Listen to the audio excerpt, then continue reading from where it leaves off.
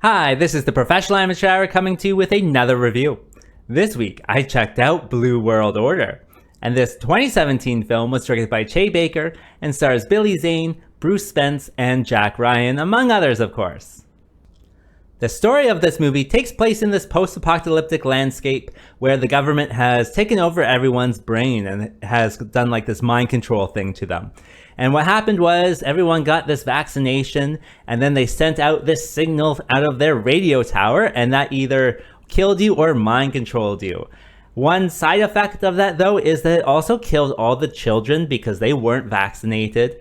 And so, of course, there's still a few people out there still not mind controlled, still fighting the New World Order. But what will happen exactly? Well, you have to watch the movie and find out. All right, so let's discuss this movie. Well, I got a lot to say about this one, I think.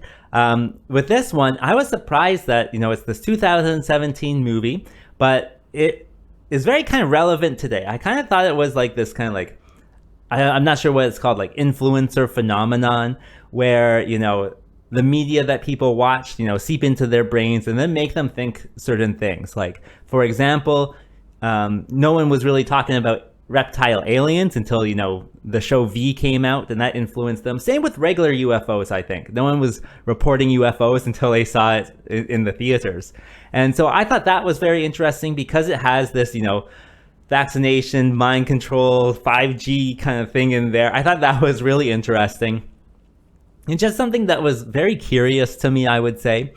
In addition, this movie, it says that the signal went out on October 19th, 2022, which is a few months away. So I guess you could watch it on that day for extra points. And that's also very interesting. So there's lots of interesting things in this movie. Also, there were some elements of the story that I really did enjoy. They're all supposed to be mind controlled to a certain extent. However, they have figured out a way around the mind control. They all have tasers, and they just tase themselves all the time. Because I guess if you electroshock yourself, then you have a certain little window of time where you're not mind controlled. And so the main good guy will walk around with these guys who are mind controlled, and they're always shocking themselves. It's funny, I would say. So I enjoyed that part. There's definitely elements that are enjoyable for sure. Damn it, get off me! Get off me! Get off me! Oh.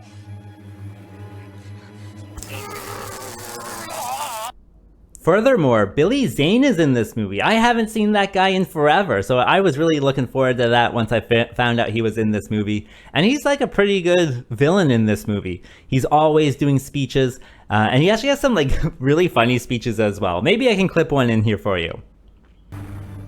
Move your ass so we can go upstairs and start world peace, please. And yeah, so it's just great seeing him again. I really did enjoy that. In addition, with the story itself, a lot of stuff does happen. They have a lot of different kind of locations and sets and all that type of stuff. And so that was really good. It definitely makes it for an interesting watch where things are just happening all the time. So you're never bored. You're never stuck in one place. And so for a low budget, post-apocalyptic sci-fi thing, that's definitely good. It makes the time definitely go by. In addition, they have this cool radio tower that, of course, they sent the signal from. But I thought it was really cool how they did it. It's always silhouetted against the sky, and I thought that was really beautiful. And where it is situated on top of this mountain surrounded by all these forests, I thought that was really cool as well. Definitely gave it this post-apocalyptic feel to it. And also, I enjoyed guessing where it was because, I've seen a lot of things in my life, so I enjoy guessing about these things. My best guess was the Namsan Tower in Seoul, South Korea. But wasn't that? But yeah, I did enjoy that aspect of it, so maybe you can guess if you watch this movie. And that brings me to what doesn't work with this film. Well, I did say a lot of stuff happens, but a lot of it's just kind of nonsense and doesn't really kind of fit together really well. It kind of seems like they were just throwing ideas one after the other into the script to make it happen.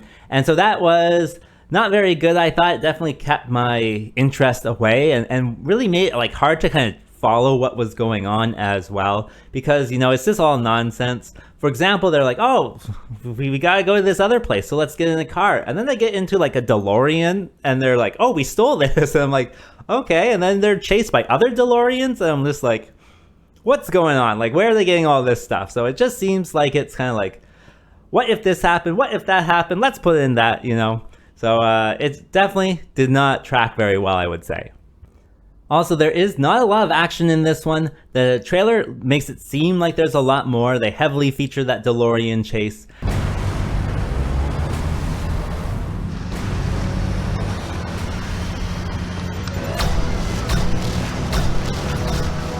But yeah, there's not a lot of action. A lot of it is like people sneaking around and walking through halls and trying to figure out what's going on and having conversations.